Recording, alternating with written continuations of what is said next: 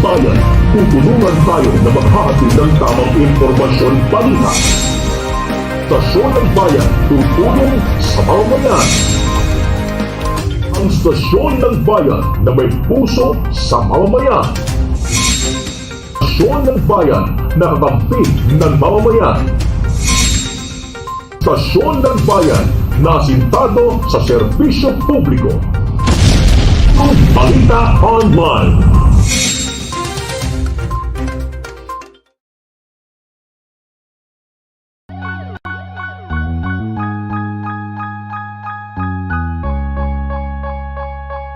Tulong Balita Online, tulungan tayo. Tulong Balita Online, tulungan tayo. Tulong Balita Online, tulungan tayo. Tulong Balita Online, tulungan tayo. Tulong Balita Online, tulungan tayo. Tulong Balita Online, tulungan tayo. Tulong Balita Online, tulungan tayo. Tulong Balita Online, tulungan tayo. Tulong Balita Online, i-search nyo lang sa Facebook. Maganda ang balita, bawal dito fake news. Mapapanood mo ng live dito lang sa Facebook. I-click mo lang ang like para tuloy-tuloy ang good news. Shout out sa ating mga kababayan all around the world, pwede nyo subaybayan. Tulungan tayo, yan ang susi at kailangan. Luzon, Visayas, Mindanao, tayo'y magbigayan. Solid talaga ang Pilipino pagdating sa serbisyo ay aktibo. Di mo maitatanggi kahit na kanino. Pagtulong ang usapan, tayo'y agresibo. Positibo lahat ng Pilipino. Magsama-sama tayo sa iisa na plano. Gamitin ang talino, yan ang ating abono. Samahan mo kami, tulungan tayo. Kaya kung ako sa'yo, manood ka na kaibigan. Dito sa programang Tulong Balita Online, tulungan tayo, yan ang ating punchline. Maghahatid ng balita sa inyo through online. Tulungan tayo. Tulungan tayo. Tulungan tayo. Tulungan tayo. Tulong Balita Online, tulungan tayo. Tulong Balita Online, tulungan tayo. Tulong Balita Online, tulungan tayo. Tulong Balita Online, tulungan tayo. Tulong Balita Online, tulungan tayo. Tulong Balita Online, tulungan tayo. Tulong Balita Online, tulungan tayo. Tulong Balita Online, tulungan tayo. Tulong Balita Online, tulungan tayo. Tulong Balita Online, tulungan tayo. Tulong Balita Online, tulungan tayo. Tulong Balita Online, tulungan tayo. Tulong Balita Online, tulungan tayo. Tulong Balita Online, tulungan tayo. Tulong Balita Online, tulungan tayo. Tulong Balita Online, tulungan tayo.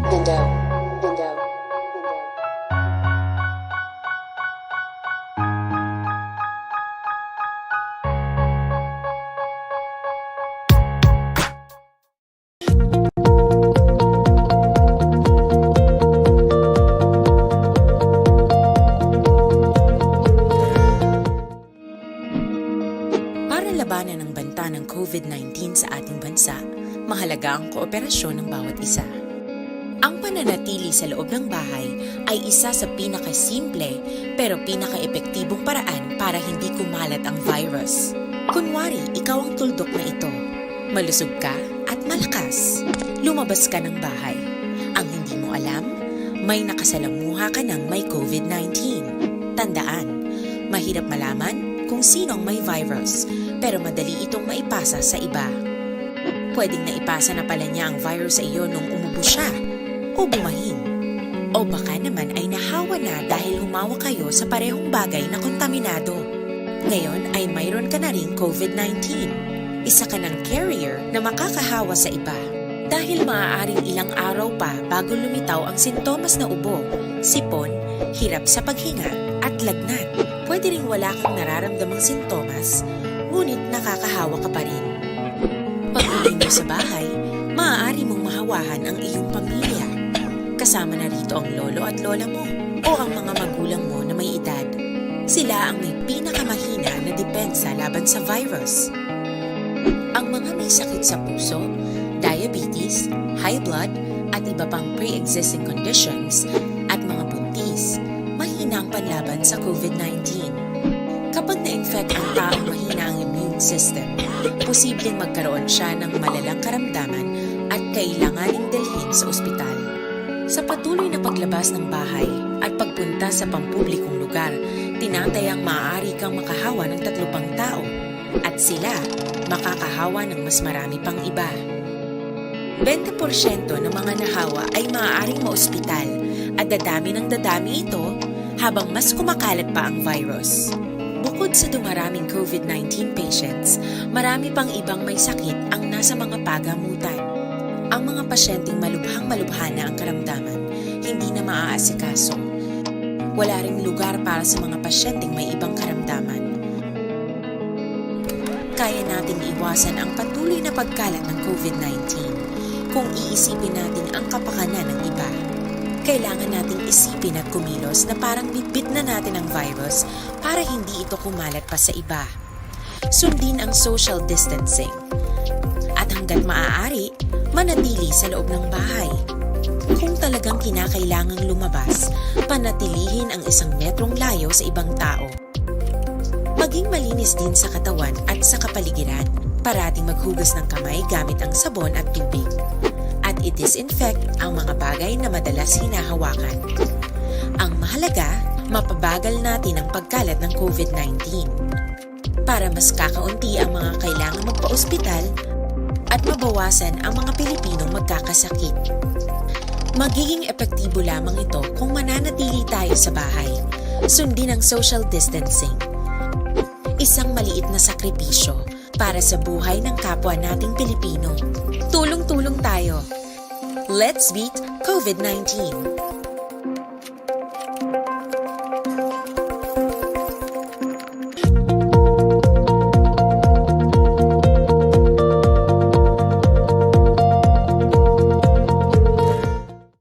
Tulong Balita Online. Tulong Balita Online.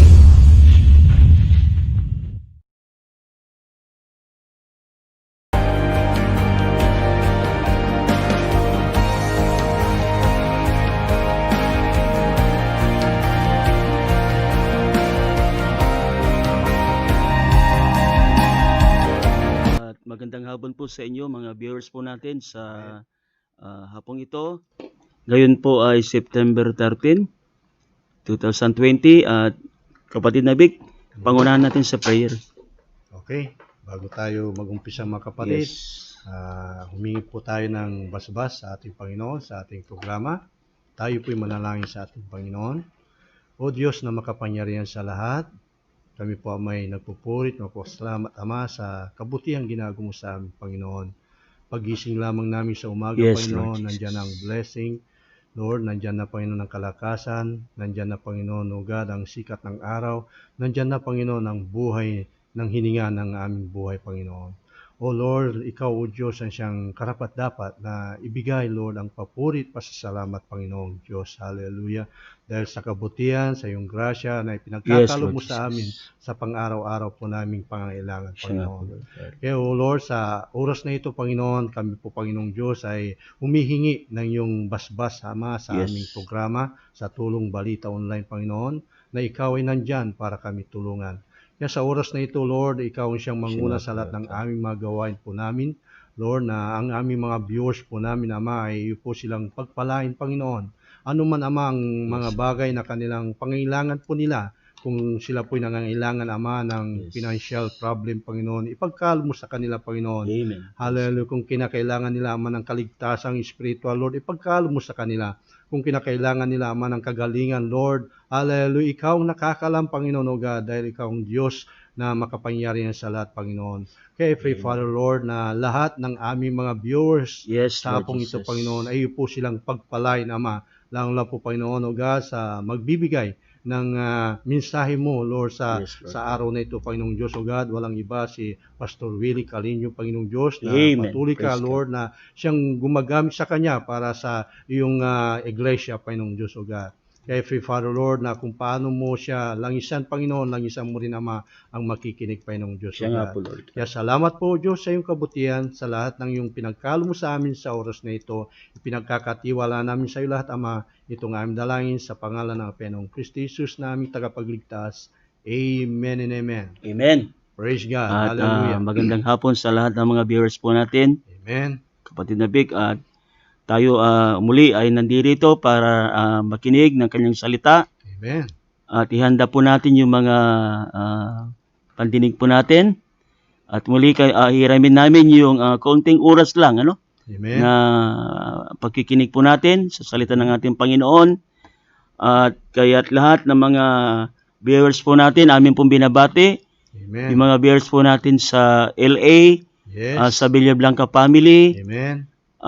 kila Kuya Johnny Lenes, Mhm. and then kay Sister Arlene Villablanca, Yes. at kay Nanay Conchita na ipag-pray natin ang complete healing at kalakasan ni Nanay Conchita Villablanca mamaya. Amen. Kapatid na Vic. At nandyan din si Sister Merly Piri Paras. And then si Isay Sarcilia, yung si Sister Jeannie Sarcilia, yung pamangking ko.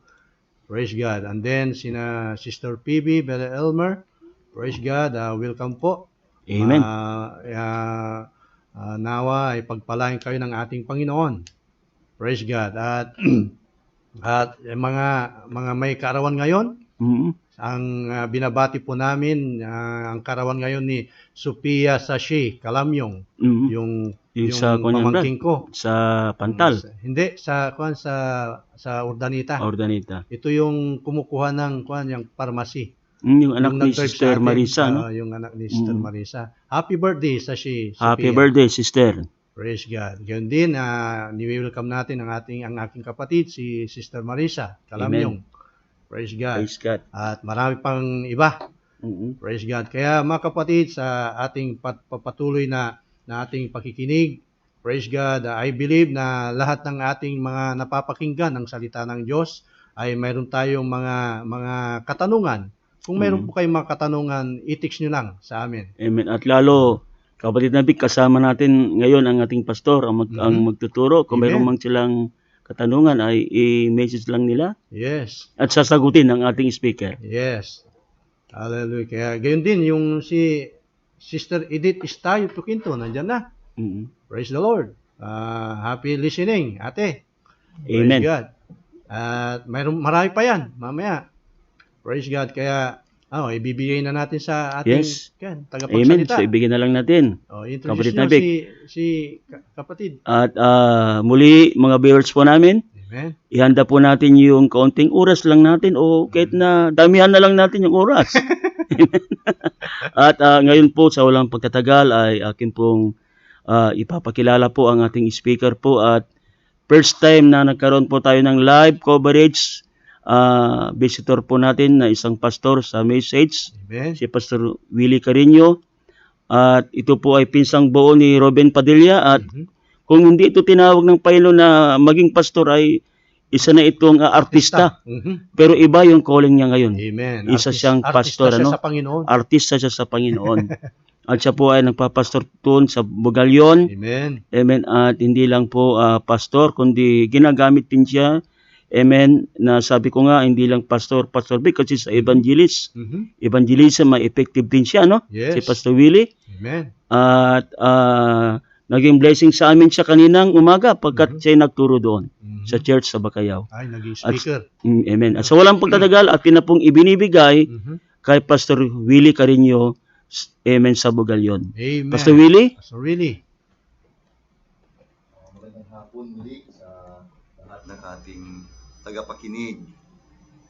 Una sa lahat ay nagpapasalamat ako sa ating Panginoon dahil siya ang nagbigay ng oportunidad na ito. Kung wala ang Panginoon ay posibleng hindi maganap ang bagay na ito at hindi magiging matagumpay. Pero alam natin na ang lahat ng bagay ay ang Panginoon ang gumagawa dahil siya ang patuloy na gumagabay sa mga buhay natin. Amen. At salamat din kay Pastor Marshall at si Pastor Vic. At ganoon din kay Councilor Cisco. Maraming salamat sa kanyang kabigatan na maghayag ng salita ng Diyos at ginagamit ang himpilang ito upang maibahagi ang salita ng ating Panginoon. Amen.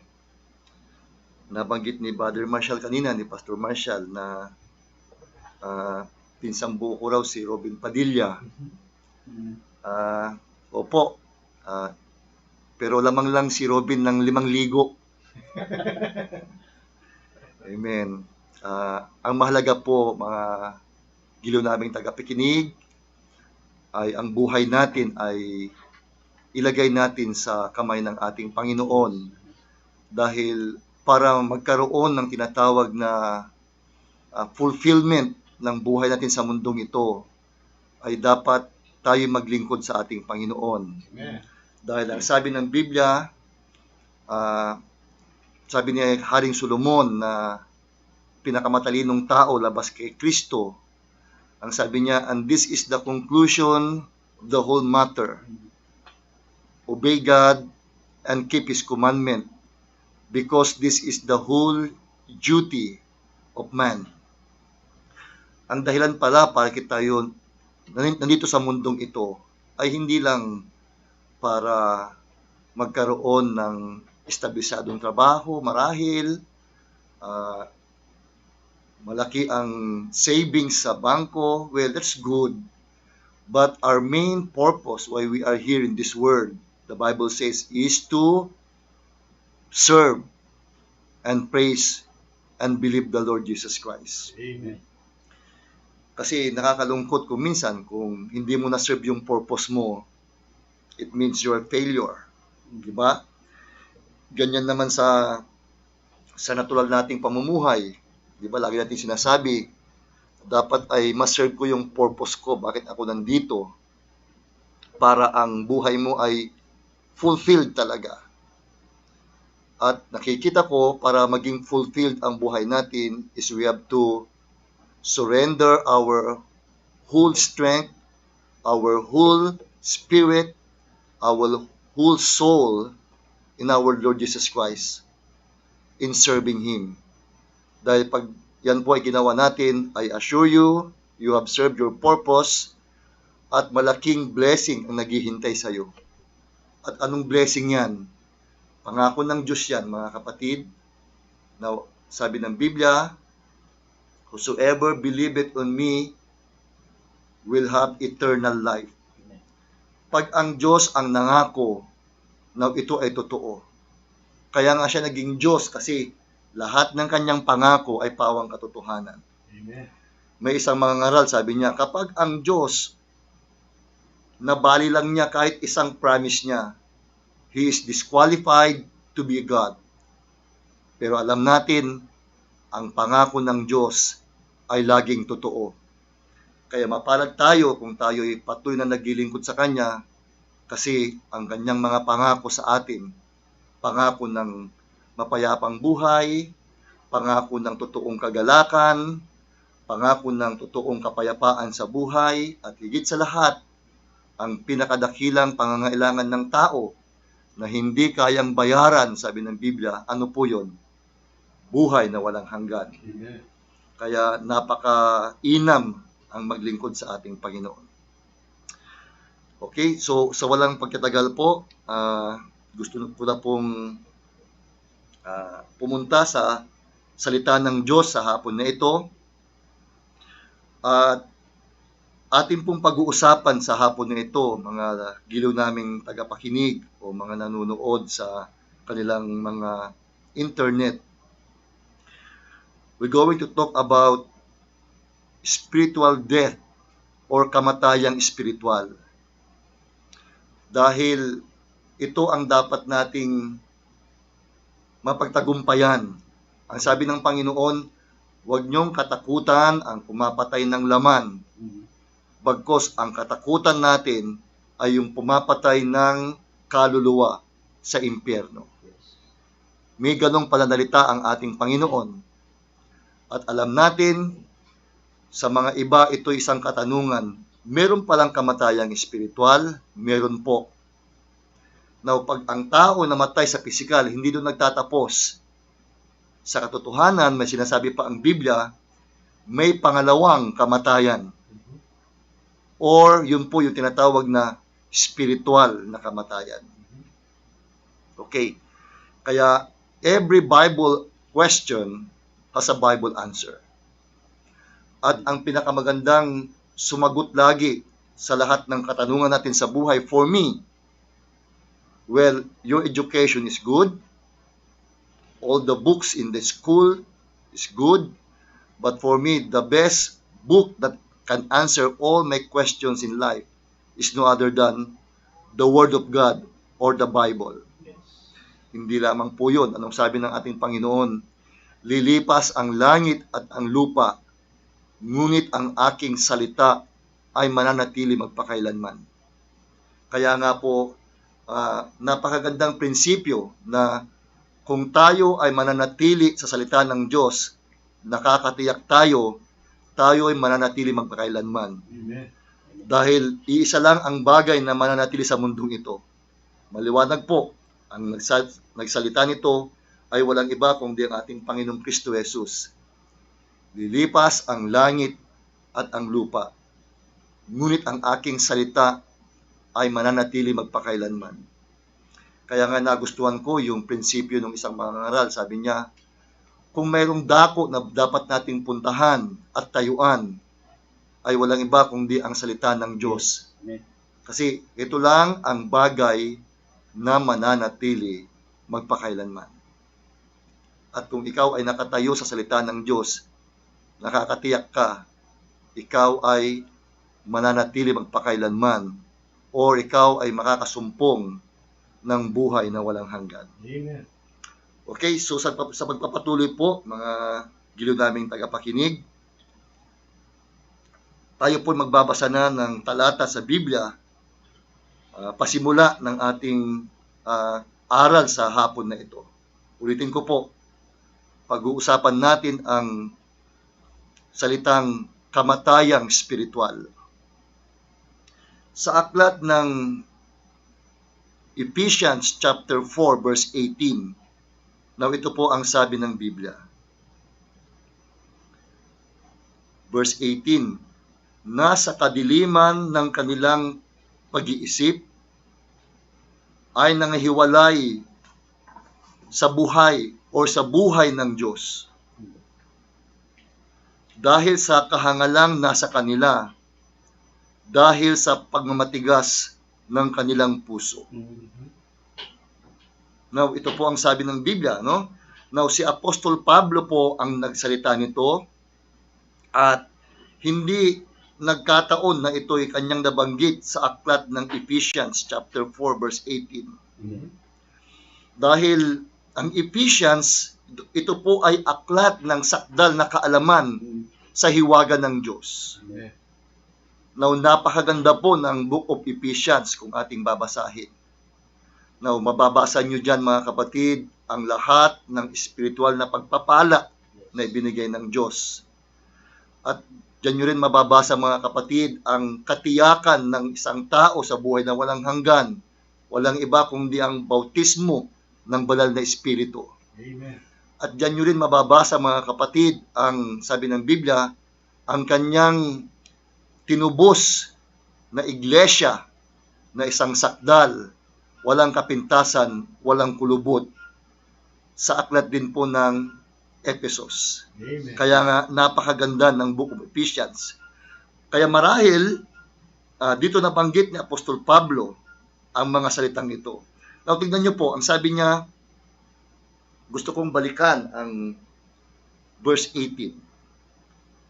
Nasa kadiliman ng kanilang pag-iisip. Now, nabanggit niya po yung pag-iisip, yung ating isipan. Okay, yung ating mind. Dahil, mga kapatid, lahat po ay magsisimula sa ating isipan. Right. Now, merong isang mangangaral na nangaral ng isang sermon na may titulong The Greatest Battle Ever Fought Was in the Mind. Yes. Napakaganda pong sermon niyan, ano? Now, ang sabi niya, the greatest battle ever fought was in the mind. Amen. Now, hindi po mga kapatid yung World War I, World War II ang greatest battle o yung gera ni Alexander the Great doon sa Waterloo. Hindi po yun ang greatest battle. But the greatest battle ever fought is in the mind. Now, bakit ko po sinabi yon? Kasi alam natin, now naturally, Now, ang lahat ng tao, magdidesisyon ka, una manggagaling sa iyong isipan. Right.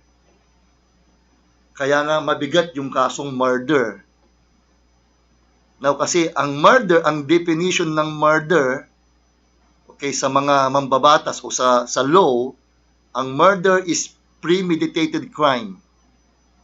Nagsimula sa isipan, pinagplanuhan mo yung isang tao, at nung matapos yung plano mo, siyempre pag nagplano ka, sa isip lahat yon. Amen. Di ba? At pagkatapos sa isip, anong nangyari? Ito'y babagsak sa puso natin. Now, mamaya mababanggit ko rin mga kapatid. Ano?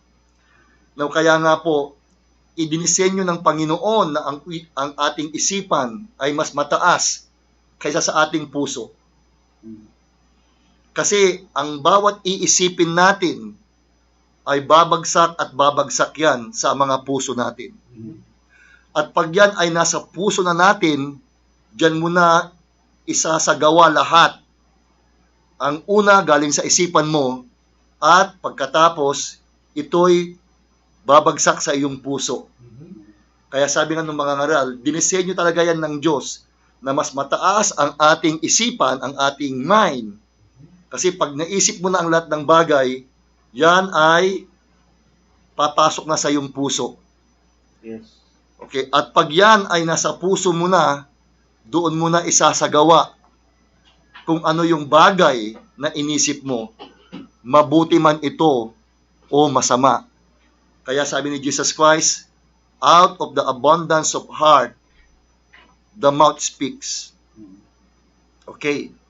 Kaya itong sabi ni Apostol Pablo, now, dumilim ang kanilang pag-iisip.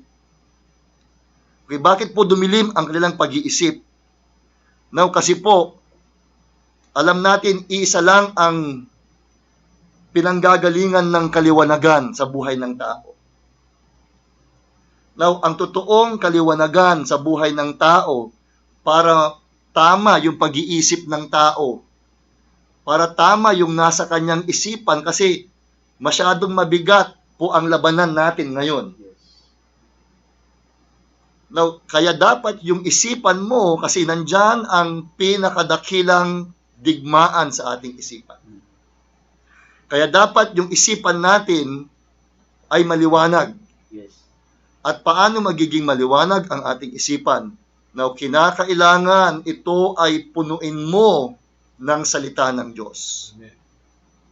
Kasi anong sabi ni Jesus Christ? Ako ang ilaw ng sanglibutan. Si Kristo at ang kanyang salita ay iisa. Kaya nung sinabi niyang ako ang ilaw ng sanglibutan, ibig sabihin, ang salita ko na banal ay siyang ilaw ng sanglibutan. So kung ang salita ng Diyos ay liwanag, na maigi na ito ay ilagay natin sa ating isipan. At paano natin mga kapatid mailalagay sa ating isipan ang salita ng Diyos na siyang pinagmumulan ng kaliwanagan? Ito po ay sa pamamagitan ng patuloy na pakikinig ng salita ng Diyos. Katulad ng nangyayari sa hapon na ito, now higit lalo tayo na po ay nakatira sa madilim ng panahon na kinabibilangan natin. Now, wag na po tayong magpatumpik-tumpik pa. Now, alam natin kung anong nangyayari sa ating paligid. Ang pagdami ng mikrobyo na hindi na kayang gamutin.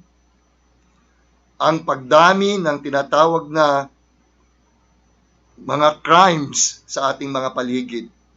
Hindi na natin maikakaila yan. Ang dumaraming korupsyon, ang nakakalungkot isipin, ano? Hindi na natin maikakaila yan. Maging sa larangan kuminsan ng mga ngaral, sa larangan ng politika kung minsan nakakalungkot na po. Ano? Okay. Now, isa lang ang ibig sabihin nito. Now, ang digmaan ay nariyan. Hindi na nakukontento ang isang malaking bansa. Now, anong ganyang ginagawa? na patuloy siyang sumasakop ng teritoryo ng ibang bansa. Na huwag na po tayong magtaka dyan. Alam niyo po kung bakit. Kasi lahat ng mga nangyayari sa paligid natin ay nasa salita ng ating Panginoon. Ang sabi ng Diyos, there is new things under the sun. Lahat po ng nangyayari sa paligid natin, ang mga kasamaan na lalong tumataas sa paligid natin, nasa Biblia lahat yan. Ang alingasngas ng digmaan, ang mga digmaan, ang mga sakit na hindi na kayang pagalingin. Hindi po ba? Ang mga krimen na palala ng palala, nasa Biblia po lahat yan. Ngayon, kung tayo po ay nagbabasa ng Biblia, isa lang ibig sabihin nun, hindi na po tayo mabibigla. At alam nyo, kapag ang tao ay nakahanda, malaking bintahe sa kanya kasi nakahanda siya. At para makapaghanda ka, kailangan mo ang salita ng Diyos. Amen. Kailangan mo ng tinatawag na liwanag sa salita ng Diyos. Pero, kapatid na Vic at kapatid na Marshall, now, ang sabi ni Apostoles Pablo dito, ang sabi niya, nasa kadiliman ng kanilang pag-iisip. So, dumilim ang pag-iisip ng mga tao. At ito ay sa huling araw na ito. Now, bakit dumilim? Now, isa lang ibig sabihin yan, kasi hindi tinanggap yung pinagmumulan ng liwanag. At yan ay walang iba kundi ang salita ng ating Panginoon. Kaya mga kapatid, napakahalaga po na tanggapin natin ang salita ng Diyos. Ulitin ko, sabi ni Apostol Pablo, now, dumilim ang kanilang pag-iisip. Na walang panahon sa pakikinig ng salita ng Diyos. Pero kung, now, I'm sorry, now, mahal ko po kayo, kaya ako sinasabi ang katotohanan. Now, ang taong totoong nagmamahal, hindi konsentidor. Yes, tama. Ang totoong nagmamahal, sinasabi niya ang katotohanan. Amen, tama. Now, ang sabi ng Panginoon, lahat ng tinatanggap ko at minamahal ko ay aking dinidisiplina. Amen. Now, ganyan ang ating Panginoon, ang sabi niya sa aklat ng Hebrew. Now, ang tatay, kapag nakikita niya na ang kanyang anak na 5 taong gulang ay naglalaro ng posporo, kapag ang tatay na yan, mahal niya ang kanyang anak, sasawayin niya yung kanyang anak. Right. Kasi alam niya, yung kanyang anak, ang kahantungan nun, na paglalaroan niya yung posporo at magiging sanhi pa yun ng pagkasunog ng bahay nila. Pero kung ang ama ay walang pakialam, mga kapatid, yun ang nakakalungkot, di ba? Pababayaan niya yung kanyang anak, kukonsintihin niya. At ganyan ang nangyayari sa panahon natin. Bakit? Pasama ng pasama ang mga tao. Alam niyo po, there's no such thing as juvenile delinquency. I don't believe in that. I'm going to repeat. There's no such thing as juvenile delinquency. But there is always a parent's delinquency.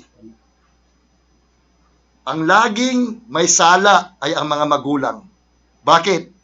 Kasi hindi tinuturuan ang kanilang mga anak. Doon pa lang sa simula, di ba, yan ang utos ng Diyos. Kay Moses, ang sabi niya, Moses, sabihin mo sa mga magulang, sa nanay at tatay, kanilang turuan ang kanilang mga anak. Paggising ng umaga, ituro ang salita ng Diyos sa kanila. Sa tanghali, ituro ang salita ng Diyos sa kanila. At sa pagtulog, ituro ang salita ng Diyos sa kanila upang hindi nila ito iwan ang salita ng Diyos. Ngunit anong nangyayari? Hindi tinuturo. Bakit? Iba ang inuuna. Alam nyo, I'm going to repeat, there's always a parent delinquency. Hindi naman masama na bigyan mo ng edukasyon ang iyong anak. Kasi pakikinabangan din niya. Pero kung meron kang pinakamahalagang bagay na pwede mong ibigay sa anak mo, ay ang salita ng Diyos. Kasi ang salita ng Diyos ang siyang magbibigay sa kanya ng kaligtasan. Now, yan lang ang madadala niya mamaya doon sa paraiso. Now, hindi tatanungin ng Diyos sa anak mo kung anong edukasyon ang natapos niya. Kung anong trabaho meron siya. Now, iisa lang ang sasabihin ng Diyos mamaya sa ating lahat. Anong ginawa niyo sa aking salita? Okay, so yun po, no? Now, hindi ako nagsabi, kapatid na Marshall. Now, si Pablo, na siya ang ilaw na binigay sa mga hintil. Yan ang sabi ng Biblia. Si Apostol Pablo ang sinugo ng Diyos para maging ilaw sa mga hintil. Siya ang bibig ng Diyos sa ating panahon. Amen. Kaya bilang bibig ng Diyos sa ating panahon, now, mainam lang, kapatid na Vic, na siya ating pakinggan. Amen. At ito ang kanyang sinabi, sabi niya, dumilim ang kanilang pag-iisip. Dahil iniwan nila ang katotohanan ng salita ng Diyos. Now, alam niyo po, mahalaga na malaman natin ang buong katotohanan ng salita ng Diyos. Dahil medyo masakit itong aking sasabihin, pero ito ang katotohanan. Now, the greatest deception now in our time is 99% truth. I'm going to repeat for the last time. Our greatest enemy and the greatest deception in our time is 99% truth. Yan ang ating kaaway. Kaya pala sabi ni Jesus Christ sa Matthew 5:48, be ye therefore perfect, because your Father in heaven is perfect. Now, yung perfection na hinihiling ni Jesus Christ sa atin ay hindi perfection sa flesh. Kasi magkakamali pa rin tayo. Pero ang nire-require ng Diyos na perfection is perfection in understanding the Word of God. Kasi naniniwala ako, kung sakdal, 100% na pure, true, unadulterated ang salitang napapakinggan mo, na naniniwala ako, time will come, your life will follow what you believe. Yes, amen. May kasabihan nga, what you eat is what you are. Right. Kaya mabangis ang leon kasi carnivorous sila. Kaya maamo ang tupa, baka kasi vegetarian sila. So what you eat is what you are. If you are eating an adulterated Word of God, pure Word of God, ulitin ko, si Jesus Christ ang nagsabi, Pastor Willie, ibig mo sabihin, ma-achieve ba natin yun? Of course! Kasi ang nagsabi mismo ay si Jesus Christ. Ang sabi niya, be ye therefore perfect, because your Father in heaven is perfect. Amen. Kaya po inutos ng Diyos sa atin ang bagay na yun kasi alam niya sa huling panahon, ang kalaban ng 100% truth ay ang 99% truth. Now, tayo ay nakatira na sa most deceiving age. Kaya nga si Jesus Christ nagbigay ng babala, sabi niya, di ba? Kapatid na Marshall, ang sabi niya, if it were possible, even the very elect will be deceived. Kaya lang, ang kinaganda, if it were possible, hindi magiging posible yon, hindi pwedeng i-deceive ang elect. Yes. Kaya mahalaga na mapakinggan natin ang pure, unadulterated, 100% truth ng Word of God sa ating panahon. Amen. Pastor Willie, may nangangaral ba niyan? Hindi kasi sasabihin naman ni Jesus Christ kung wala eh. Unfair naman si Jesus Christ kung mag-uutos siya ng isang bagay na imposible pala na ma-achieve. But we know we are serving a faithful God, which is Jesus Christ. Mga kapatid, meron pong nagtuturo ng pure 100% unadulterated truth of the Word of God.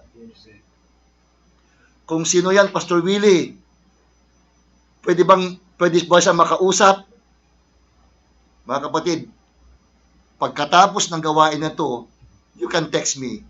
Pwede tayong magkape sa lamesa at pag-usapan natin, mga kapatid. Because, as what I've said a while ago, every Bible question, kapatid David, has a Bible answer. Amen.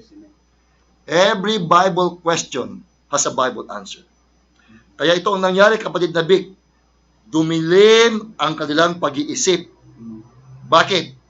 Hindi tinanggap ang pure Word of God, which is the source of life. Kaya nung dumilim ang kanilang pag-iisip, sabi ni Apostol Pablo, nasa kadiliman ng kanilang pag-iisip. No, natalo sila doon sa greatest battle, which is the mind. Okay. At kitang-kita na yan ngayon, ano? Ang dami nang nangahihiwalay sa ating Panginoon. At dahil doon, sabi ni Apostol Pablo, pagkatapos na dumilim ang kanilang pag-iisip dahil sa pagtalikod nila sa katotohanan, ngayon sila'y nangahiwalay sa buhay ng Diyos.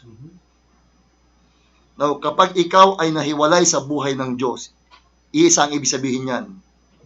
You are spiritual dead. Kaya sa Biblia, hindi nyo mababasa na ang mga anak ng Diyos ay patay. No. Tuwing ang mga anak ng Diyos ay namamatay sa Biblia, now, ang terminong ginagamit, they are just sleeping. Because Christians don't die, they are only sleeping.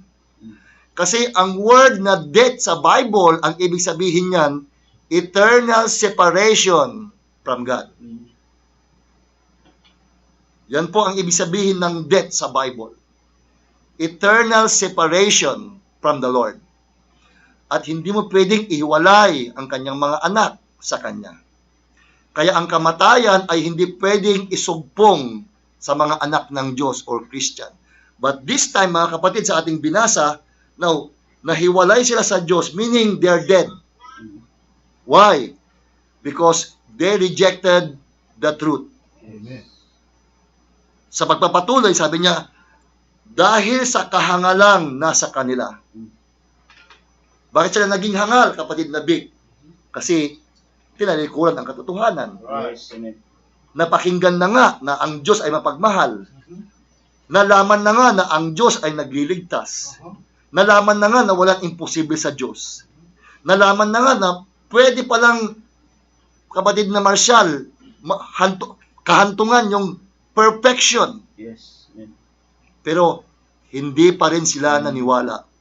Kaya mula sa pagdilim ng kanilang pag-iisip, sila ay nahiwalay sa buhay ng Diyos. At sila ay naging hangal na sa mga buhay nila. At ito yung panghuli, dahil sa pagmamatigas ng kanilang puso.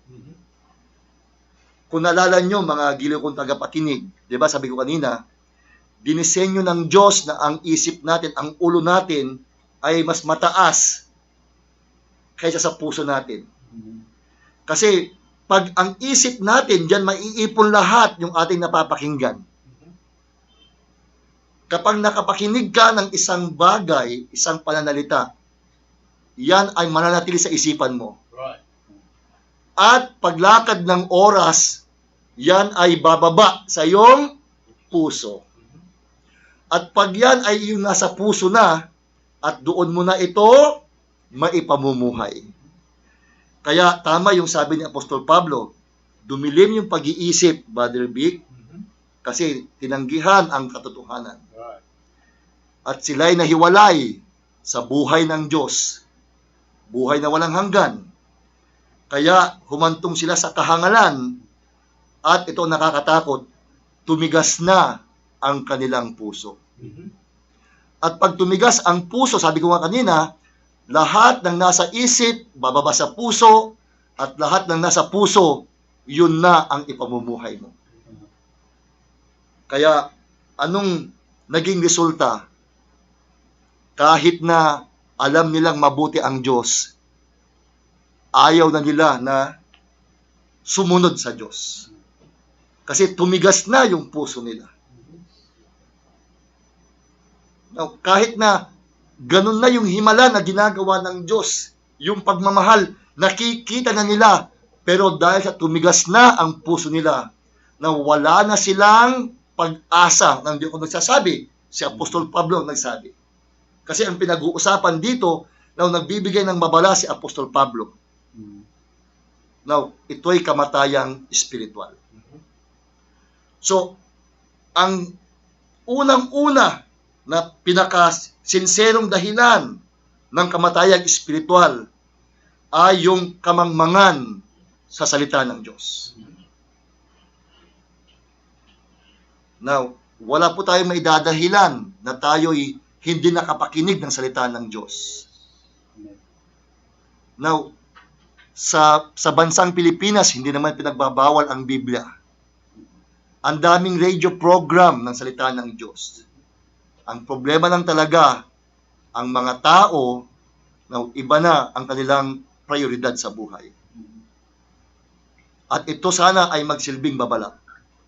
So dahil doon, kapatid na Vic, dahil sila'y naging mangmang, hindi po ako nagsasabi. Now, ang nagsasabi ay yung isinugo ng Diyos na ilaw sa ating mga hintil. Dahil kung hindi ka Hudyo, ikaw ay isang hintil. Dalawa lang ang tao sa mundo, Hudyo at hintil. Jewish people and Gentile people. Ngayon, na wala sa Hudyo ang katotohanan kasi binulag nga sila dahil di sa katigasan ng puso nila. Kaya pansamantalang ibinigay ng Diyos ang kaligtasan sa ating mga hintil. Amen. Kaya nga, si Apostol Pablo ay nangungusap ngayon dito, no? Amen, sa ating lahat, na ang unang magiging dahilan kung bakit mamamatay ang isang tao sa kanyang spiritual na kalagayan ay ang tinatawag na kamangmangang spiritual. So, kapag ikaw, mga kapatid, ay nagkulang sa kaalaman, ulitin ko po, wala tayong pwedeng idahilan sa Diyos. Now, kung gadget, kahit gaano kamahal, binibili. Now, ang Biblia, 500 lang naman po ang Biblia. Kung minsan, kapatid na Vic, libre pa. Mag-download ka nga lang ng apps sa Play Store. May Bible ka na. Pero ang problema, iba ang dinadownload doon sa apps, sa Play Store. Diba? Kaya nga, diyan nagaganap yung sabi ni Apostol Pablo, wala nang pwedeng idahilan ang mga tao. At dahil sa kamangmangang espiritual, anong sumunod? Sila'y humantong, kapatid na Vic, sa hindi na pananampalataya. Sa 1:53, pwede pang pakibasa, kapatid na Marshall, yung talatang ito? Sa book of John John 6:53. 6:53. So ganito ang pagkasabi, kapatid na Vic, John chapter 6, verse 53. Amen. John chapter 6, verse 53. Sinasabi nga sa kanila ni Jesus, katotohanan sinasabi ko sa inyo, maliban na inyong kanin ang laman ng anak ng tao, at inumin ang kanyang dugo, ay wala kayong buhay sa inyong sarili. Maraming salamat, kapatid na Marshall. So, maliwanag, no? Now, wala kayong buhay sa inyong sarili. Ibig sabihin, wala kayong buhay na walang hanggan. Pero kung ating susundan itong talatang ito, now, ang kasunod nito, now, hindi nila matanggap yung sinabi ni Jesus na kainin yung kanyang laman at inumin yung kanyang dugo. Now, unang-una, sino ba ang nagsalita? Di ba si Jesus? Yes. Now, si Jesus ay hindi magsasabi ng isang bagay na ikasasama natin. Yun ang totoo niyan, Yes. kapatid na Vic. Tama. Ang problema lang dito sa totoo lang, now, ang mga taong ito ay walang pananampalataya sa Diyos. Ulitin ko, sabi ko kanina, now, isang pangako lang na sumablay si Jesus, disqualified na siya bilang Diyos. Pero alam natin, siya ay Diyos hanggang ngayon. Bakit? Kasi totoo at tapat ang kanyang mga pangako. Amen. Kaya sa talatang ito, naniniwala ko, totoo ito eh. Sa katotohanan, Narinig ito ni Apostol Pedro. Kasi kung bababa lang tayo doon sa scripture, di ba? Na umalis yung mga maraming disciples dito, kapatid na Vic. Kasi hindi nila maintindihan yung pananalita ni Kristo. Kainin yung katawan at inumin yung dugo. Aba, kung ililiteral mo yan, ay para kang vampira at zombie sa harapan ng Diyos. Pero hindi gagawin ng Diyos sa atin yon. Na kung minsan nagsasalita ang Diyos ng ganito para tignan kung gaano katapat ang tao sa kanyang salita. Kaya nga sa bandang baba ng talatang ito, di po ba? Nung umalis yung 70 na disipulos ng Panginoon, nautandaan natin, hindi sila pinigilan ng Diyos. Now, ganyan ang Diyos, hindi konsentidor ang Diyos. Kung aalis ka, pababayaan ka ng Panginoon. Kasi ayaw niya na napipilitan ka lang na maglingkod sa Kanya. Parang tatay yan, di ba? Nakakalungkot. Susunod lang ba ang anak mo sa'yo dahil takot siya sa'yo? Hindi po. Dapat ang pagsunod sa mga magulang natin ay dahil sa pagmamahal at respeto. Kaya nung umalis yung 70 dito, kapatid na Vic, na kanyang disipulo, hindi pinigilan ni Jesus. Kasi ganyan ang Diyos. Kung ayaw mo, pwede kang umalis. Kasi ang gusto ng Diyos, yung galing sa puso natin ang paglilingkod sa Kanya.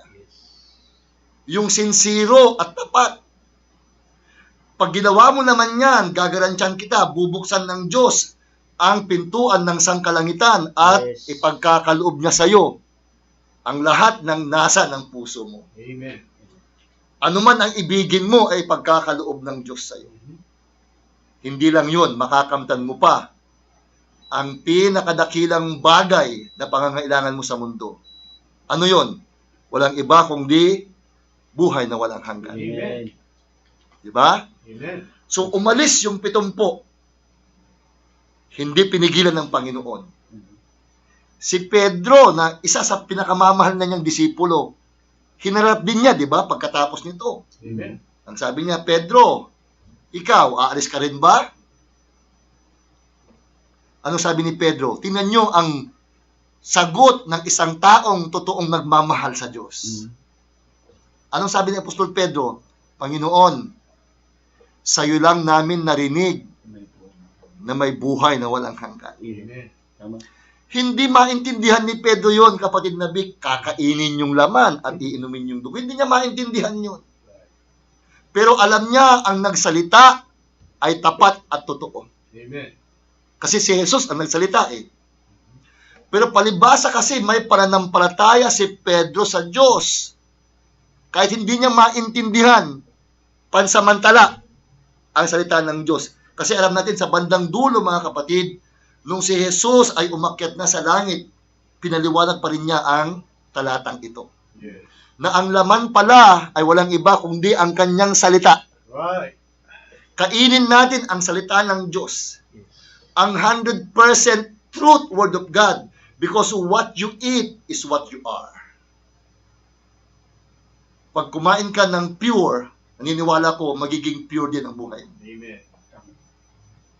Kaya sabi ni Pedro, Panginoon, saan ba kami pupunta? Nasubukan ko na ang bisyo, hindi niya ako binigyan ng kapayapaan. Nasubukan ko na ang mga barkada, hindi nila ako natulungan.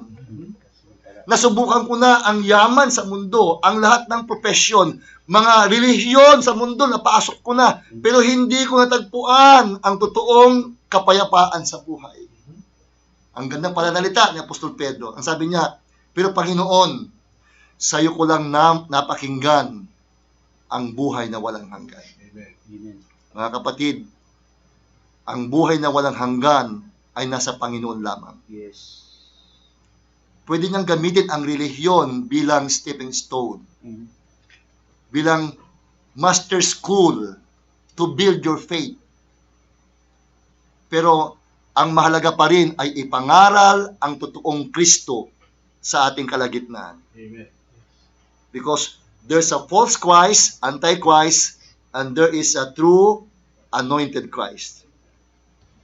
So, dahil sa kamangmangang espiritual, kapatid na Vic, ang sumunod na magiging dahilan para mamatay ka sa spiritual ay yung hindi na pananampalataya sa Diyos. Di ba? Umalis yung 70. Matagal naging kasama ni Jesus. Pero dahil sa hindi nila maintindihan yung salita ng Diyos, sila'y umalis. Now, alam nyo, ang Diyos is a just God. Sa una, hindi mo maintindihan, pero ipapaliwanag din ng Diyos sa iyo yan. Yes. Tinitignan lang ng Diyos kung gaano tayo kasinsiro sa Kanya. Amen. Pero itong dahilan, kasi una naging mangmang, kaya ang magiging resulta nito ay hahantong na sa hindi pananampalataya. At pangatlo, kapatid na Vic, sa Romans 8, 6 to 8. Okay. Romans chapter 8, verse 6 to 8. Pwede bang pakibasa ulit? Sa ating dalawang kapatid, pasensya na kayo dahil kanina ay 2 oras mahigit akong nangaral. Romans Sa- chapter 6 verse 8. Verse 6 to 8, kapatid na Marcia. So Romans chapter 6 verse 6 to Chapter 8. 8. Chapter 8 Chapter 8 verse 6. to 8. Sapagkat ang kaisipan ng laman ay kamatayan. Tatapwat ang kaisipan ng espiritu ay buhay at kapayapaan. Mhm. Sapagkat ang kaisipan ng laman ay pakikipaggalit laban sa Diyos. Sapagkat hindi nagpapasaklaw sa kautusan ng Diyos, hindi nga maaari. Mhm. Ang mga nasa laman ay hindi makakalugod sa Diyos. Naku po. Ito na. Katapwat kayo'y wala sa laman, kundi nasa espiritu. Ang ganda na lang, kapatid na Marshall. Maraming Amen. salamat. So, ang kasunod na magiging resulta sa kamangmangan sa salita ng Diyos, sa walang pananampalataya, at ikaw ay hahantong na sa tinatawag na ikaw na ay makalaman. Now, ano ba ang ibig sabihin ng makalaman? Now, hindi mo na sinusunod ang Panginoon, bagkus ang sinusunod mo na ay ang iyong sarili. Now, kaya nga tinawag siyang Panginoon, di ba? Lord Jesus Christ. Na dapat sana ang lahat ng mga tao ay sumunod sa Kanya. Kaya nga Lord, Panginoon. Pero dahil sa kamangmangan sa salita, sa walang pananampalataya, now, ang nasusunod na ngayon ay ang iyong sarili. At maliwanag po ang sabi ng Biblia, hindi ako nagsasabi. Ang sabi ni Apostol Pablo, ang mga nasa laman ay kaaway ng Diyos.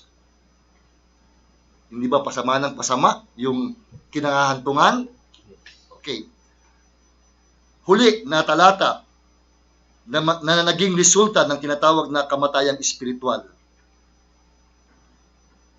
Okay. Dito po sa unang Timoteo 5:6, kapatid na Marshall, 1 Timothy 5:6. 5:6. Katapwat ang nagpapakubuyo sa mga kalayawan, bagamat buhay ay patay. Ulitin ko po. Datapwat ang nakapagpapabuyo sa mga kalayawan, bagamat buhay, kapatid na Vic, Ay patay. siya'y patay. So, kapag ang sinusunod mo na ay laman mo, na ulitin ko po, sabi ni Apostol Pablo, may mga tao ngayon, sila'y nagbibisikleta, nagmumotor, kapatid na Vic. Naglalaro pa ng basketball. Kasi ang sabi niya, kapag ang nasusunod na sa iyong buhay ay ang iyong sarili, at pagkatapos niyan ay hahantong ka na sa kalayawan. Anong kalayawan yan? Makamundong kalayawan. Now, alam niyo na po siguro ang ibig kong sabihin. Now, lahat ng makamundong kalayawan, ang paglalasing, diba? Ang paggamit ng droga, ang pagkakoroon, mga kapatid, ng illicit sexual relationship or third party, those are what? Worldly pleasures. Na ang sabi ni Apostol Pablo, mga kapatid, now, hahantong ang tao dito at kahit sila'y buhay, marahil naglalakad sa downtown. Pero, sabi ni Apostol Pablo, bagamat sila'y buhay, ay patay. Hindi kaya ito, Brother Vic, mga zombie? Hindi ba ganyan ang zombie? Right. Ang mga zombies, actually, patay yung mga yon. Pero dahil doon sa tinatawag na bacteria or virus na pumasok sa kanila, kasi yun ang concept nila eh. Pero ang zombies pala ay nasa Biblia na. Kasi ang zombies ay living dead kung tawagin. Yes. Patay na buhay or buhay na patay. Mga kapatid, nakakatakot po ito. Hindi ako nagsabi ng ito. Si Apostol Pablo ang nagsabi nito. Now, maraming tao nakakausap mo, nagtatawanan, nagiinuman, nagkakasayahan, pero sa harap ng Diyos, sila'y patay. Patay yung kanilang espiritual, bagamat buhay, kapatid na Vic, yung kanilang physical. Right. Tatapwat ang nakapagbubuyo sa mga kalayawan, bagamat buhay ay patay. Kaya nga mga kapatid, sana po ay magsilbing babala sa atin ang ating narinig sa hapon na ito. Okay. Now, ano naman ang kinakailangang gawin para tayo'y malipat mula sa kamatayang spiritual patungo sa tinatawag na buhay na walang hanggan? Ano? Kasi alam natin, merong paraan ang Diyos. Amen. Okay. Dito po sa Efesos 5:14. Muli, inaanyayahan ko si kapatid na Marshall na bakibasa. Ephesians 5:14. Ephesians 5 verse 14. Kaya't sinasabi niya, gumising kang natutulog at magbangon ka sa gitna ng mga patay at liliwanagan ka ni Kristo. Ang gandang pananalita, di po ba? So, ang panawagan ni Apostol Pablo para tayo'y malipat mula sa kamatayan, di ba yung sabi niya, no? Patungo sa liwanag ng Panginoong Kristo Jesus, dahil ang liwanag ng Diyos ay siyang pinagmumulan ng buhay na walang hanggan. Amen. Kaya ang sabi niya, gumising kang natutulog. Ibig sabihin, tayong binulag ng Diyos ng sanglibutan ito, walang iba kundi ang demonyo. Now, pinatulog niya tayo dahil sa kalayawan sa mundo. Pero may pag-asa pa, gumising tayo. Amen. Paano tayo magigising? Sa pakikinig ng salita ng Diyos. Yes. Yun ang sabi ng ating Apostol Pablo dito. Sabi niya, gumising ka, bumangon ka sa gitna ng mga patay dahil liliwanagan ka ni Kristo or bibigyan ka ng buhay ni Kristo. So panahon na, tayo'y gumising na. Na huwag tayong magkunwari na nagtutulog-tulugan. Tayo'y dumiretso ng gumising. Gumawa tayo ng isang desisyon. Panginoon, tulungan mo ako. Amen. Bago maging huli ang lahat, may pag-asa pala, sabi ni Apostol Pablo. Tandaan ninyo, muling sinabi niya saan? Sa aklat ng Efesos. Kasi sa Ephesians, nandito tinatawag na spiritual na pagpapala ng Diyos. Kaya ang sabi niya, gumising tayo. Ano? Kinakailangang, mga kapatid, malaman na natin kasi ang tulog, hindi niya alam ang nangyayari sa paligid niya. Pero pag gumising ka, alam mo na kung anong nangyayari sa iyong paligid. Amen. Kaya panahon na para tayo'y gumising. Bumangon tayo, ibig sabihin, kumilos na. Iwan na natin yung dating lugar na kinahimlayan natin. Bumangon tayo, ibig sabihin, talikuran na, layuan na kung ano man yung bagay na nagbigay sa atin ng kadiliman at kamatayan. Amen. Isa pa, kapatid na Marshall, doon ulit sa Efeso 2:5. Ephesians 2:5. Ephesians 2 verse 5.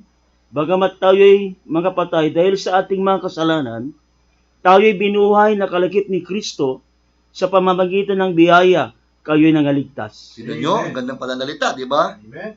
Bagamat tayo'y mga patay dahil sa ating mga kasalanan. Now, iisa ang papatay sa atin. Kasalanan, unbelief. Mhm. Yun ang papatay sa atin. Yes. Pero, sabi ni Apostol Pablo, pag tayo'y tumindig at nagbangon, bagamat tayo'y dating patay, pero tayo'y binuhay na kalakip ni Kristo. Mhm. Now, alam niyo, pag kalakip ni Kristo, ang ibig sabihin niyan, parang merong glue dito, nakita kong glue. Mhm. Dito sa studio. Now, pag yung dalawang papel, kapatid na Vic, ilagyan mo ng glue, now, hindi mo na yan pwedeng paghiwalayin. Right. Kasi pag pinaghiwalay mo yan, mapupunit yan. Yes. Now, ganyan ang ibig sabihin dito ni Apostol Pablo. Now, kapag ikaw ay tumindig, gumising, now, yung kamatayan ay aalis sa'yo at ikaw ay bubuhayin kalakip ni Kristo. Ibig sabihin, pag nagtiwala ka ng lubusan kay Kristo, now, hindi kanya pababayaan. Amen. Napakagandang pananalita, mga kapatid. Hallelujah. Bilo nyo, kalakip. Ibig sabihin yan, parang mag-asawa yan. Till death do us part. Hindi mo pwedeng paghiwalayin ang mag-asawa. Yes. Pero ngayon, ang daming naghihiwalay. Nakakalungkot. Di po ba? Nakakalungkot. Pero yun po ang ibig sabihin ni Apostol Pablo dito. Yung buhay ay mapapasayo kalakip ni Kristo. Kapag si Kristo ang dumikit sa buhay mo, meron ka ng kasiguruhan sa buhay na walang hanggan. Amen. Kaya nga, di ba, open and close parenthesis, sabi niya, sa pamamagitan ng biyaya, kayo'y nangaligtas. Amen. At ako'y magtatapos, kaysa sa kwentong ito. Sa Biblia pa rin, mga kapatid, mga giliw kong tagapakinig. So, para tayo malipat mula sa kamatayan patungo sa buhay ng ating Panginoon, na tumindig tayo. Okay. Tayo'y magkakaroon ng kalayaan sa pamamagitan ni Kristo. At sa aklat ng unang Juan 3:14, Brother Marshall, pakibasa nga ito. 1 John, 3:14. so 1 John chapter 3 verse 14.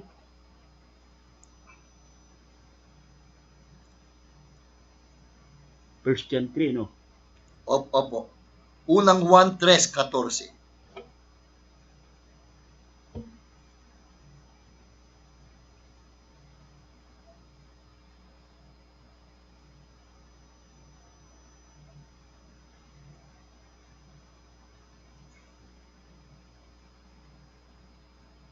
Amen. So ito, 1 John 3 verse 14. Nalalaman natin na tayo nangalipat na sa buhay mula sa kamatayan. Sapagkat tayo nagsisiibig sa mga kapatid, ang hindi umibig ay nananahan sa kamatayan. Ang gandang pananalita. Amen. Ulitin ko po. Nalalaman nating tayo'y nangalipat na Sa buhay. sa buhay mula sa kamatayan. Amen. Sapagkat tayo'y nagsisiibig sa mga kapatid, ang hindi umiibig ay nananahan sa kamatayan. Mhm. Now, ang pinakahuling palatandaan na ikaw na ay nabubuhay kalakip ni Kristo, na may buhay na walang hanggan ka na. Now, higit lalo sa panahon na kinabibilangan natin, now makikita sa buhay natin ang tinatawag na agape love or agapo love. Kasi ito po ang pinakamakapangyarihang puwersa sa mundong ito. The greatest force in this world is the agape love. Mhm. Now, ang agape love ay ito yung pag-ibig ng Diyos. Kasi po sa Biblia, tatlo po ang klase ng pag-ibig. Kung kung matutulungan nyo ako, kapatid na Vic. Ang una ay Phileo love. Yan yung pag-ibig mo sa iyong asawa. Di po ba? Tapos, yung pag-ibig mo sa iyong kapwa-tao. Eros love. Eros love ang tawag doon. Ano? Itong dalawang pag-ibig na ito ay natural na pag-ibig na nanggagaling sa tao. Pero itong pag-ibig na ito ang titignan ng Diyos at magiging batayan para masabing ikaw ay nalipat na mula sa kamatayan papunta sa tiyak na buhay na walang hanggan, ay ang tinatawag na pag-ibig sa ating mga kapatid. At ang tawag dyan, kapatid na Vic, ay agape or agapo love. Now, masyadong makapangyarihan itong pag-ibig na ito. Now, yan po ang nagkukulang ngayon sa paligid natin. Bakit ang mga tao ay kanya-kanya na?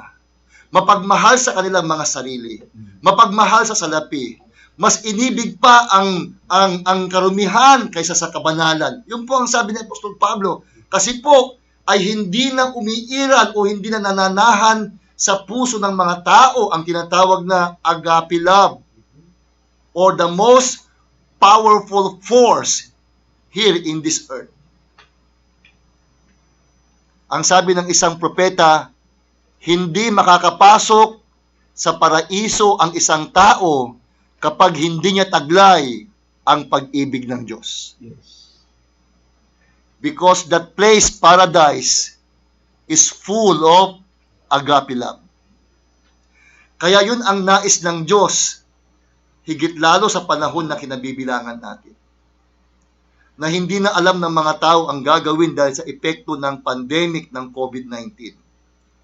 Grabe ang pagtaas ng unemployment rate, pagkawala ng mga trabaho, depression, stress na ang mga tao. Pero mga kapatid, ulitin ko, ang pag-ibig ng Diyos ay kayang saklawan ang lahat ng takot sa buhay natin.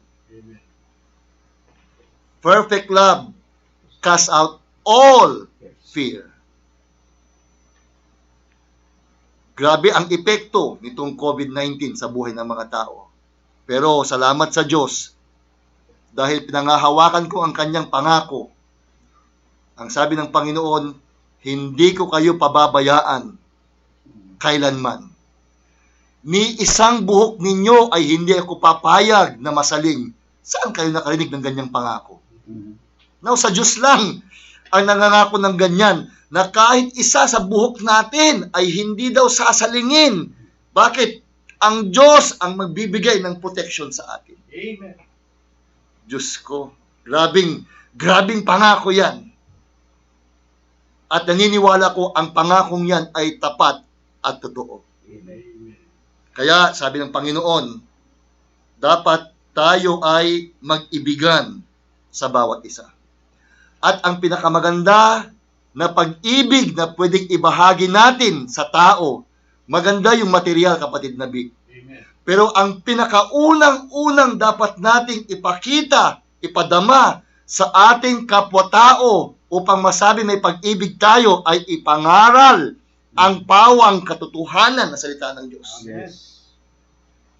Dahil yan ang mismong sabi ng ating Panginoon, sabi niya, kung mahal niyo ako, tanggapin ninyo ang aking salita. If you love me, obey my commandments. Dahil alam natin, ang salita ng Diyos lang ang makapagbibigay ng ating pinakadakilang pangangailangan. Kailangan mo rin ng material, pero hindi yan ang pinakadakilang pangangailangan mo. Kailangan mo rin ang bahay, pero hindi yan ang pinakadakilang pangangailangan mo. Ang pinakadakilang pangangailangan mo ay ang buhay na walang hanggan na makakamtan lang ito pag tayo ay magmamahalan sa bawat isa na ating ibabahagi ang 100%, hindi 99%. Ang 100% truth of the Word of God. Ako'y magtatapos, kapatid na Marshall, sa isang kwento sa Biblia. Sa Luke 15:24, ako nang magbabasa. Sabi ng Biblia, sapagkat patay na ang anak kong ito, at muling nabuhay. Siya'y nawala at nasumpungan, at sila'y nangagpasimulang magpakasaya. Now, itong Lucas 15:24, ito po yung parabola ng Diyos tungkol sa prodigal son. Ang sabi ng Panginoon, ulitin ko po, sapagkat patay na ang anak kong ito at muling nabuhay. Siya'y nawala at nasumpungan, at sila'y nangagpasimulang mangagkasaya.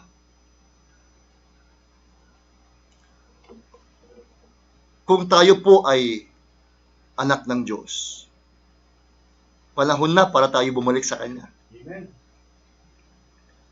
Minsan tayo nawala, pero tayo nasumpungan.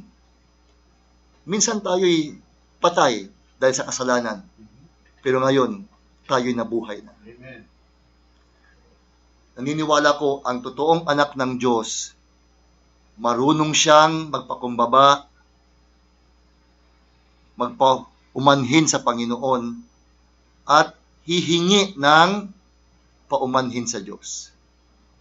Marunong siyang magsisi at babalik sa Diyos. Amen. Upang matupad sa buhay natin yung sinabi ng parabolang ito, minsang patay ang anak kong ito, pero ngayon ay nabuhay na siya. Minsang nawala siya, pero ngayon ay nasumpungan na siya. Tayong mga anak ng Diyos, panahon na para tayo magsisi. Bumalik sa salita ng Diyos. Dahil wala po tayong pag-asa labas sa totoong salita ng Diyos. Walang totoong tagumpay kapag tayo ay nasa labas ng tahanan ng ating Ama. Ang pag-asa natin, ang tagumpay natin, ang buhay na walang hanggan ay masusumpungan lamang doon sa tahanan ng ating Ama. Ang ibig sabihin, masusumpungan lang ang katiyakan sa buhay na ito sa ilalim ng totoong salita ng ating Panginoon. Amen. Maraming salamat muli sa inyong lahat. Sana po ay natuto tayo ng kahit konti sa aking naibahagi sa hapon na ito. Ako'y nananalangin na ang Diyos na po ang magpala sa inyo at siya ang pumatagpo sa lahat ng pangangailangan nating lahat, higit lalo ang ating pinakadakilang pangangailangan, ang buhay na walang hanggan. God bless you all. God bless you all. Lord, hallelujah. Isang mainam na pangungusap, pangaral ng ating kapatid, si Pastor Willie Carino. Salamat, Pastor, sa iyong pinahagi. Praise God, I believe na sa ating mga tagapakinig, sila po'y pinagpala ng ating Panginoon. Dahil ang salita ng Diyos, praise God, ito po, mga kapatid, ay maging pagpapala po sa atin. Hallelujah, kung ating pong ilalagay sa ating mga puso, mga kapatid. Praise God. Kaya sa atin, no? Kaya Brother Marshall o Pastor Marshall, no? Ang tao, sabi nga mga kapatid, habang may buhay, may pag-asa. Ibig sabihin mga kapatid, buhay pa tayo. Amen. Habang may buhay. Kasi humihinga pa tayo. Ang mahirap kung tayo na ay patay na. Amen. Dahil ang sabi ng Biblia, it is appointed unto man once to die. And After this, the judgment. Praise God. Hallelujah. Kaya nga sabi nga, kapatid na Big, cast our care upon Him, for He cared for us. Yes. Wala nang iba talagang malalapitan tayo, kundi sa Panginoon lamang. Ano? Amen. Amen. At siya yung matibay na muog natin, takbuhan natin, lalo sa pandemics na ito, na kinaharap po natin. Pagkat pag nasa Panginoon tayo, mayroon tayong protection. Amen. Amen. At lahat ng mga umahadlang sa paglilingkod natin ay mawawala. Amen. Basta't ilagak natin sa Panginoon, sundin natin ang kanyang salita. Amen. At talikdan ang mga pagkakasala na pumipigil sa atin.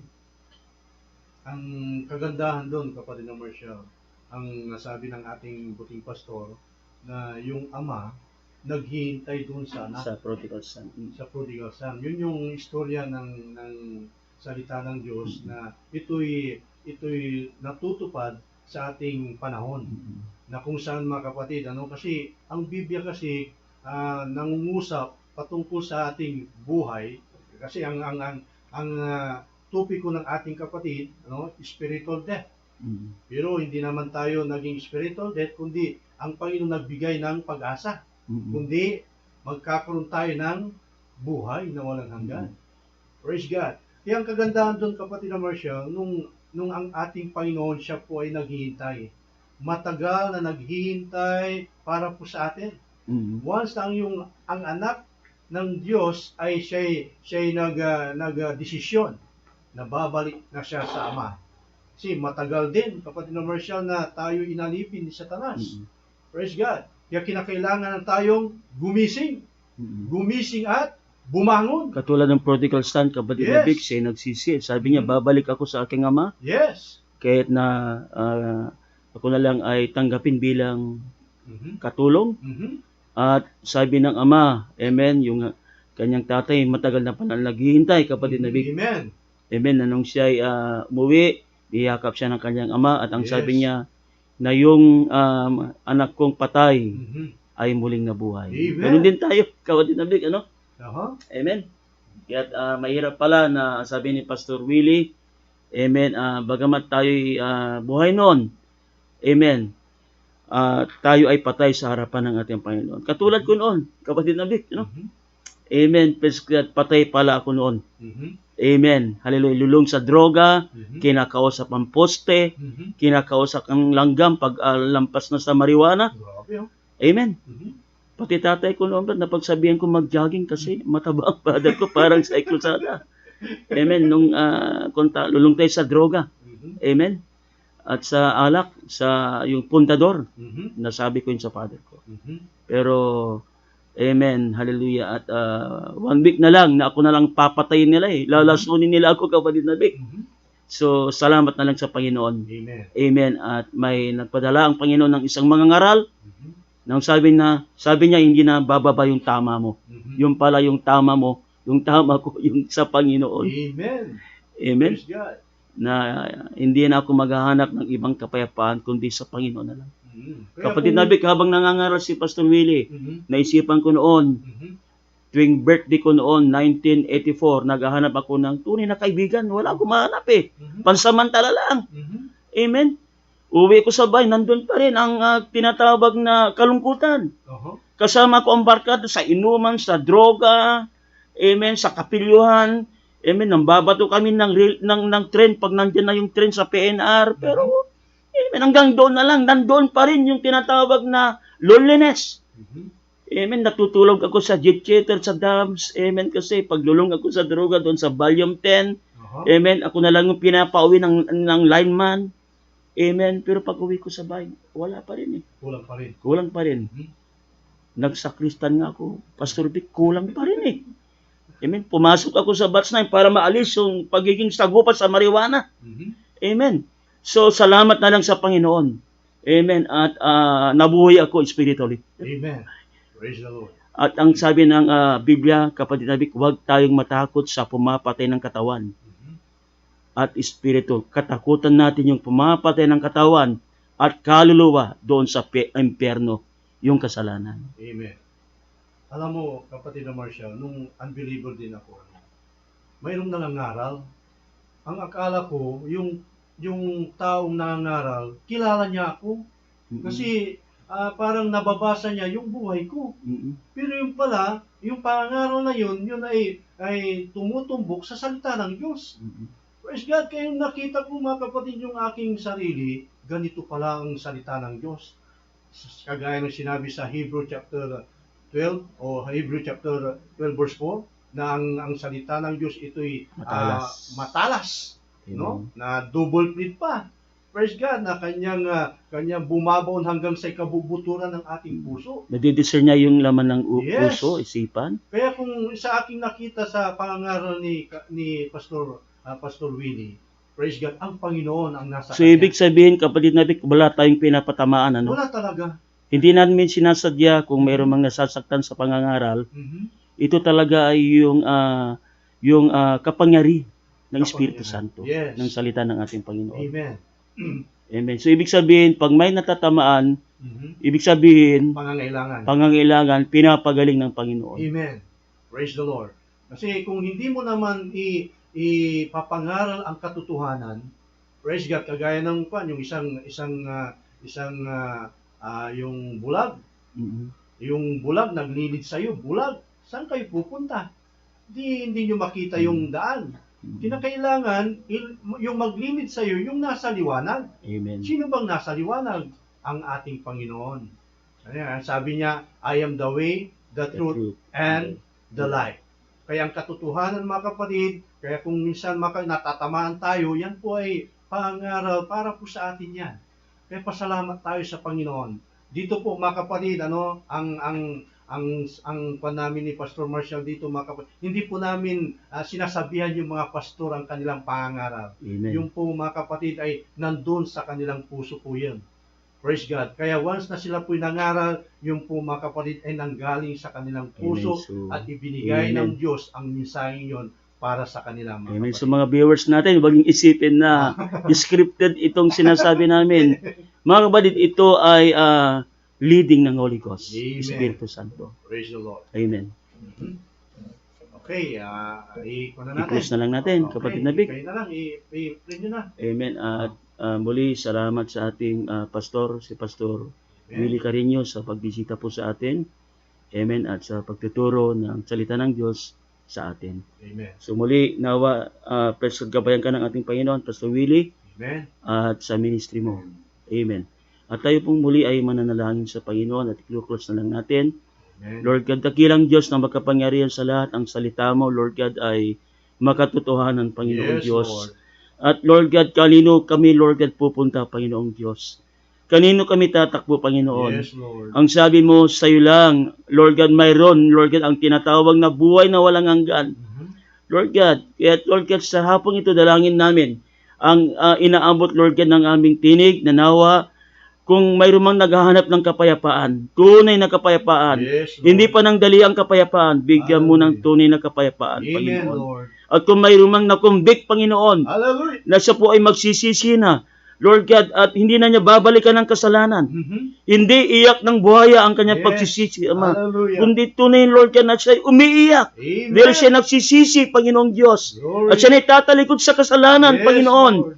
Lord God, bigyan mo siya, Panginoon, ng panibagong buhay, Panginoong Yes, Diyos. Lord. Tulungan mo siya, Lord God, na magkaroon siya, Lord God, ng pagsisisi, kalumbayan na nanggagaling sa iyo, Panginoon. Yes, oh God. At Lord God, hallelujah, kung mayroon man, Lord Jesus, naghahanap ng tunay na reliyon, Lord God, walang tunay na reliyon, kundi ikaw lang ang tunay, Yes. ikaw lang ang daan at Amen. ang katotohanan, Panginoong Hallelujah. Diyos.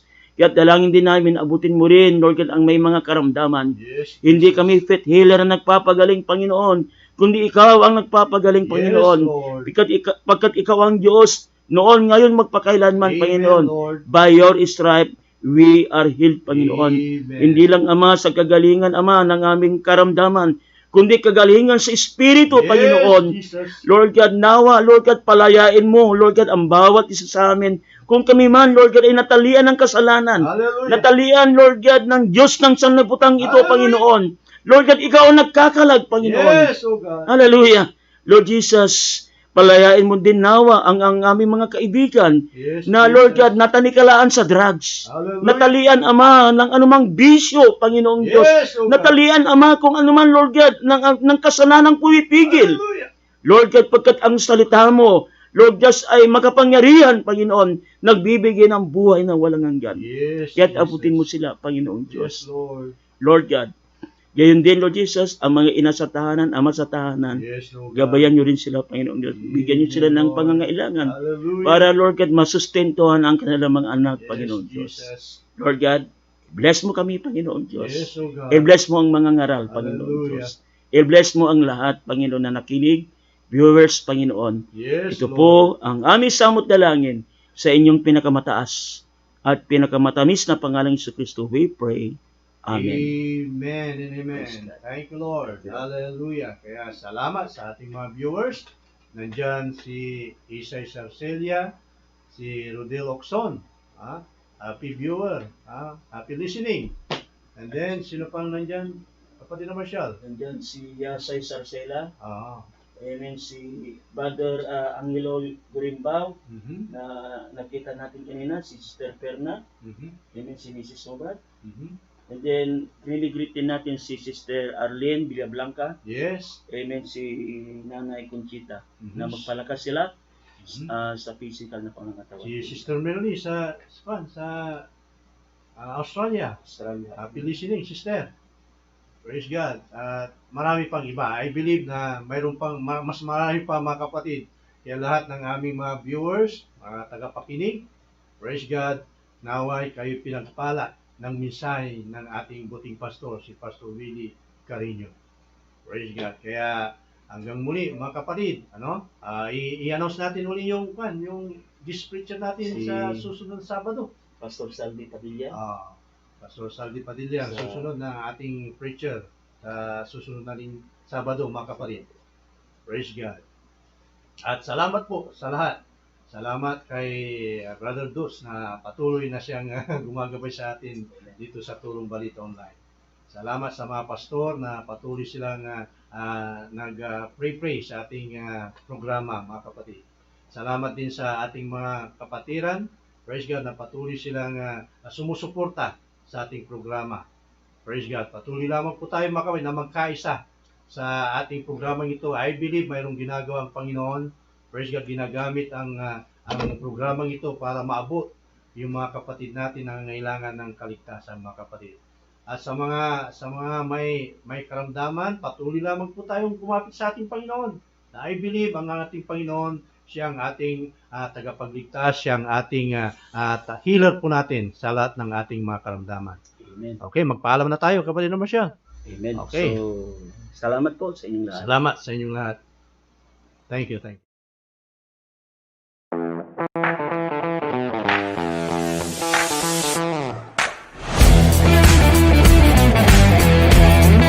Aristotle Trading. We offer printing paint supply,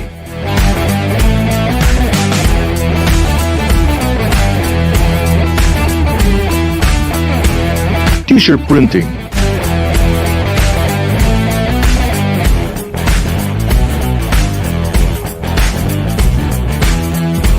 screen printing materials,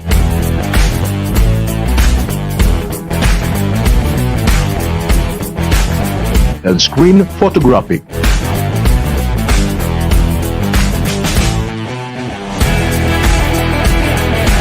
Aristotle Trading is located at Karanglaan District, Dagupan City. For more inquiries, please call us at telephone number 636-5214 or cell phone number 0908-3912-717.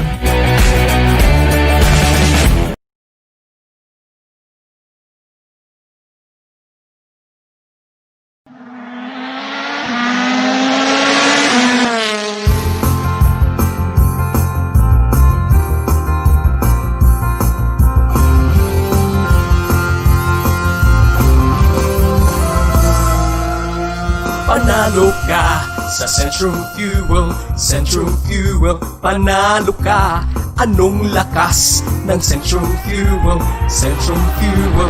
Ang lakas, ano mang uri ng sasakyan, matuli na kay gaan-gaan. Kayang-kaya, di luman, may Centrum Fuel na riyan lang. Panalo ka sa Centrum Fuel, Centrum Fuel. Panalo ka, anong lakas ng Centrum Fuel, Centrum Fuel. Ang lakas, Centrum Fuel. Ang lakas, Centrum Fuel.